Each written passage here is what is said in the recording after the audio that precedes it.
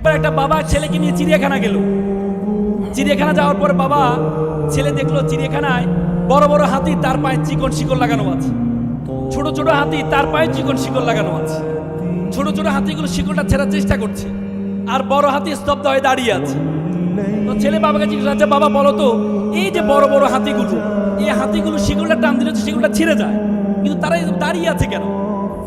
তখন বাবা বলো, ঠিক আছে আমি একটু কেয়ারটেকারকে জিজ্ঞেস করি। পরে কেয়ারটেকারকে জিজ্ঞেস করা হলো, আচ্ছা বলেন তো, ছোট ছোট হাতিগুলো শিকলটা ছেড়ার চেষ্টা করছে আর বড় হাতিটা স্তব্ধ হয়ে দাঁড়িয়ে আছে, কারণ কি?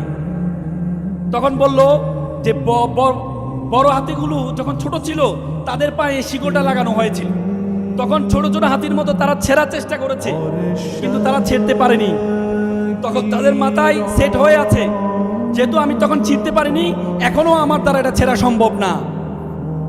তোমরা যারা এখানে আছো, তোমাদের বোন চেষ্টা করেছে ঢাকা বিশ্ববিদ্যালয়ে ভর্তি হওয়ার জন্য, ঢাকা মেডিকেলে ভর্তি হওয়ার জন্য, বুয়েটে ভর্তি হওয়ার জন্য, জগন্নাথ বিশ্ববিদ্যালয়ে ভর্তি হওয়ার জন্য, কিন্তু তারা পারে নাই।